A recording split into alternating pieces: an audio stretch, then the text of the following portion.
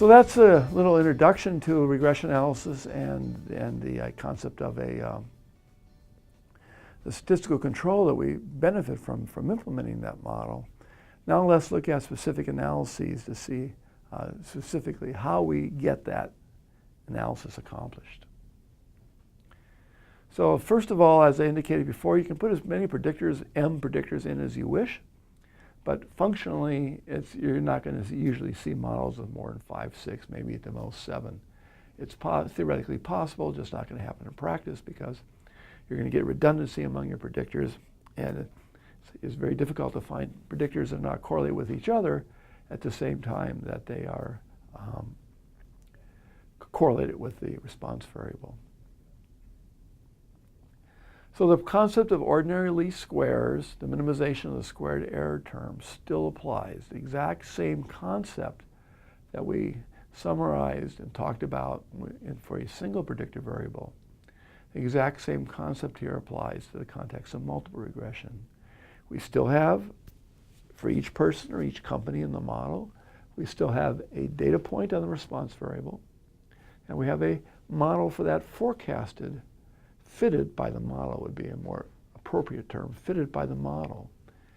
And it's just now that the value fitted by the model is from a multiple regression equation with more than a single predictor, but we still get the fitted value. And this difference between those two is the error term, and we still choose the coefficients, the b sub 0, b sub 1, b sub 2 that we estimate. The estimation algorithm will choose the set of coefficients that minimize the sum of the squared error terms, the residuals, the modeling error.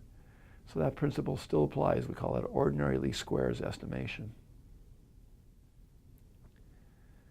And we can, as I indicated, calculate the forecasted value of the fitted value from the values of the predictive variables for each row of the data. So observation is a single row of the data table or data matrix.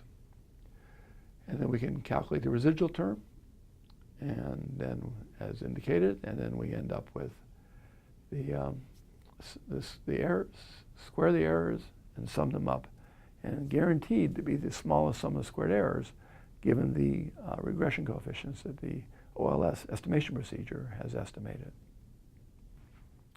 So, as we know from working through different principles of data analysis, when you have data, you apply some kind of data analysis to that data, and when you describe that data, and that's the descriptive or summary statistics.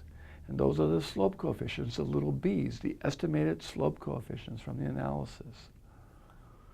But, as you also know, that when there's a descriptive statistic there's an inferential statistic up here somewhere in the abstract. This is the concrete world of what you actually see and compute. And then we have the corresponding inferential statistics that describe the entire population, and that's what we really want to know. And so when we do regression analysis, as always, when we have our descriptive statistics, we need to also discuss them in the terms of inferential statistics. And so the question is there a relationship in the population between the predictor variable and the response variable with the values of all the other variables in the model held constant?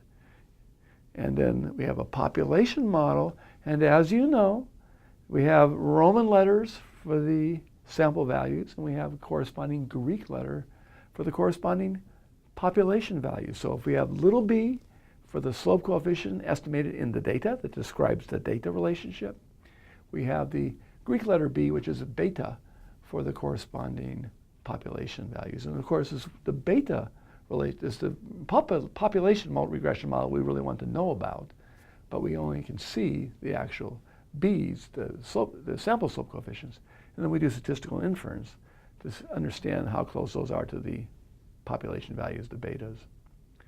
And as you might expect, the focus of the inferential test for hypothesis testing is for each slope coefficient is the population value equal to 0. The sample value will not be, but is it equal to 0? And if it's not equal to 0, if it's less than 0, it's a negative relationship.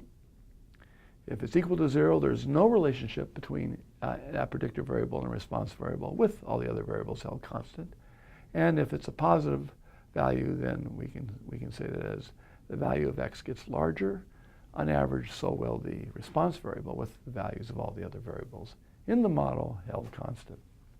So with that in mind, descriptive statistics, inferential statistics analysis, let's actually do the analysis and actually get it accomplished.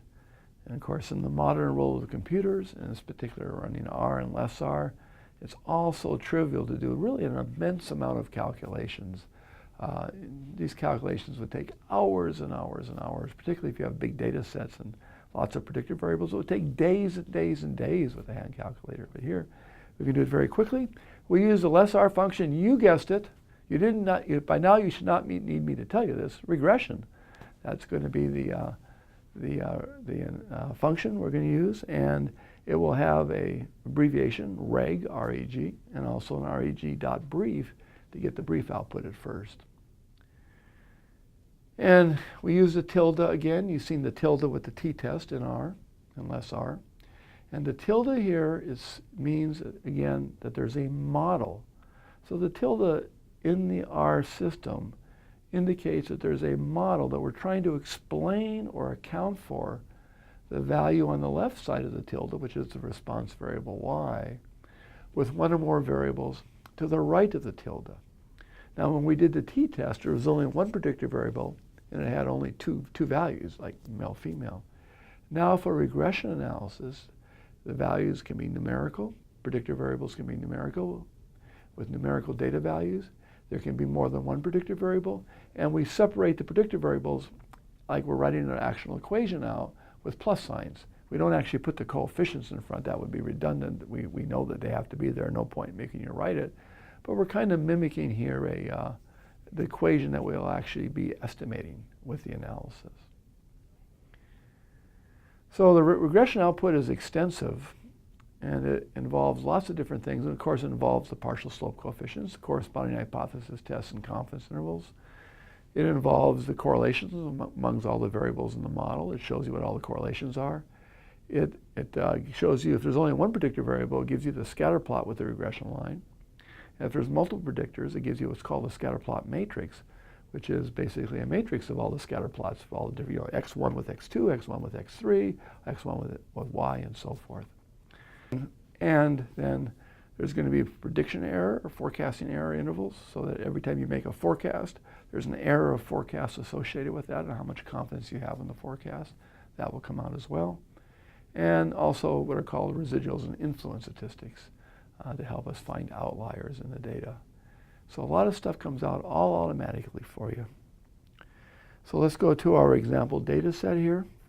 And just for 10 people, the 10 adult males, so it's not a big regression equation per se, or analysis per se, because it's obviously such a small data set. But just for purposes of illustration here, we'll have weight, height, and age. And we're going to run the analysis on this. And so the data table looks like this, the weight, height, and age, 3 separate columns. And then we have the equation we enter into R, regression, weight, tilde, to indicate that the response variable is weight, and explain weight in terms of height and age. So you can again read that tilde as explained by. And that will get it for us. That will accomplish these massive amounts of computations that would have to be done by a very long time by hand otherwise.